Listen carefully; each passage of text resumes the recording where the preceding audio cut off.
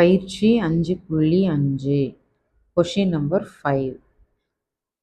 ஒரு தொங்கு பாலத்தின் 60 மீட்டர் சாலை பகுதிக்கு பரவளைய கம்பி வடம். ஸோ பரவளையம் கொடுத்துட்டாங்க.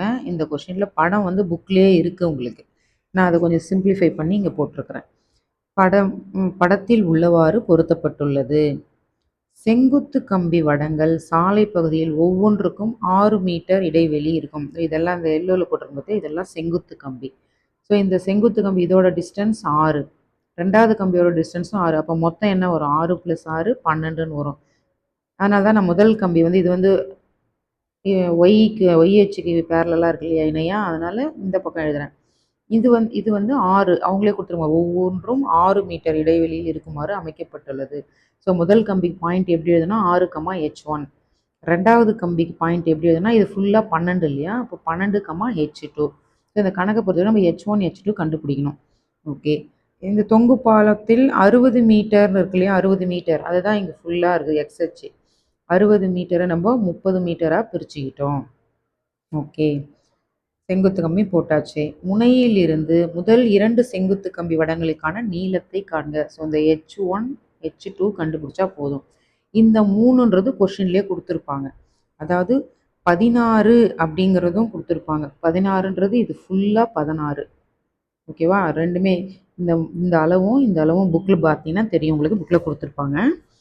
இப்போது அப்போ இது எக்ஸ் அச்சுனால நான் 30ன்னு எழுதிட்டேன். இங்கே 16 தானே எழுதுறீங்க, 13 எழுதியிருக்கிறேன். இது மொத்தம் தான் 16 சரியா, இது ஃபுல்லாக 16. அப்போ 16ல் 3 கழிச்சோம்னா நமக்கு என்ன கிடைக்கும்? 13. இந்த டிஸ்டன்ஸ் இது வரைக்கும் தான் நம்ம எடுக்கிறோம். இங்கே இருக்கிறது 3. ஓகே, அப்போது 16ல் 3 கழிச்சோம்னா நமக்கு 13ன்னு வரும். அவ்வளோதான். இது கரெக்டாக இந்த பாயிண்ட்டையும் இந்த 2 பாயிண்ட்டையும் நீங்கள் புரிஞ்சுக்கிட்டிங்கன்னா கணக்கை ஈஸியாக போட்டுடலாம். இப்போ இது பார்த்தீங்கன்னா மேற்புறம் திறப்புடைய பரவளையம், பார்த்தாலே தெரியும், புக்லேயும் கொடுத்துருக்காங்க. மேற்புறம் திறப்புடைய பரவளையத்துக்கு ஃபார்முலா x² = 4ay. சமன்பாடு 1. ஸோ தெரிஞ்ச பாயிண்ட் என்னது? 30, 13 எனில் எக்ஸ் வர இடத்துல 30, ஒய் வர இடத்துல 13 பிரதியிடுங்க. அதை பிரதியிட்டு பெருக்குனா இந்த ஆன்சர் கிடைக்கும். ஏ தான் கண்டுபிடிக்கணும். அப்போ இது வந்து பின்னமாக வந்துடும். 900/52. ஏ கண்டுபிடிச்சோன்னே இது என்ன பண்ண, சமன்பாடு 1ல் போய் பிரதியிடணும். இப்போ சமன்பாடில் 1ல் பிரதியிடுங்க. x² = 4a வர இடத்துல 900/52 × y. இது சமன்பாடு 2. ஸோ ஏவை கண்டுபிடிச்சிட்டு அது சமன்பாடு 1ல் பிரதிட்டு அடுத்து வர புது சமன்பாடு தான் நம்ம கணக்கில் ப்ரொசீட் பண்ண போகிறோம். இப்போ ஃபஸ்ட்டு கம்பியை கண்டுபிடிக்கலாம். ஃபஸ்ட்டு கம்பியோட பாயிண்ட் என்ன? 6, எழுதிருக்கு பாருங்கள், 6, இந்த 6, எதில் போய் பிரதியிடலாம்? சமன்பாடு 1ல் கிடையாது, 2ல். அதுதான் இப்போ புதுசாக கண்டுபிடிச்சோம். சமன்பாடு 2ல். இப்போ சமன்பாடு 2 எடுத்து எழுதுங்க. இது வந்து என்னது? எக்ஸ் வர இடத்துல 6, அப்போ x² 36 ஈக்குவல் இங்கே இந்த 4 52 கேன்சல் பண்ணால் 13 வரும். அப்படி சைமல்டேனியஸாக கேன்சல் ஆகாதெல்லாம் சைடு பை சைடு போட்டுடுறோம். 900/13. ஒய்க்கு பதிலாக என்ன எழுத போகிறோம்? ஒய் வர இடத்துல H1. ஸோ H1 போட்டாச்சு. இப்போ நம்ம H1 தான் கண்டுபிடிக்கணும். ஸோ H1 இங்கே இருக்குது, இந்த 13 இங்கே போயிடும். அப்போ 36 × 13 பெருக்கலாக இருக்கிற 900 வகுத்தலாக வந்துடும். அப்போ இங்கே போட்டாச்சு. ஸோ இது கேன்சல் பண்ணுங்கள். 9ஆம் வாய்ப்பாடில் கேன்சல் பண்ணால் இங்கே 4 வரும், இங்கே 100 வரும். 4ஆம் வாய்ப்பாடில் கேன்சல் பண்ணால் 25, 4 25 100.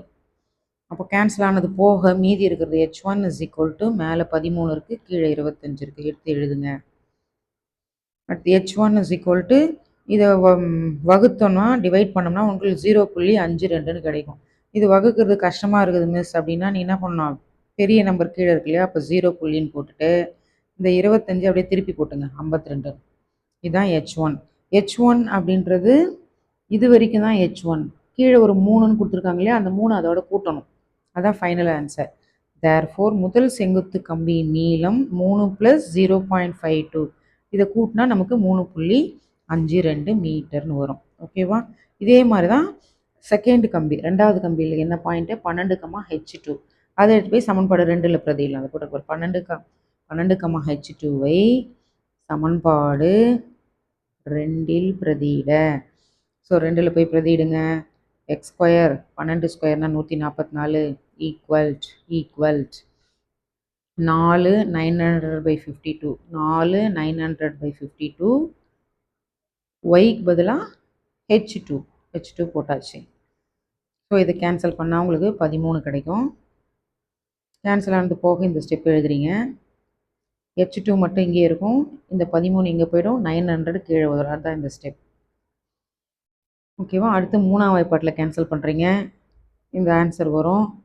அப்புறம் அகெயின் 3ஆம் வாய்ப்பாட்டில் கேன்சல் பண்ணால் 100 மேலே 16ன்னு வரும். அப்போ கேன்சல் ஆனது போக 16 பெருக்கல் 3/100. 16ஐயும் 3ஐயும் பெருக்குனா 208 வரும். கீழே 100ன்னு போட்டு வரும். 100னா எவ்வளோ? 2 0 இருக்கா? அப்போ மேலே 2 ஸ்தானம் தள்ளி புள்ளி வைக்கணும். 2.08.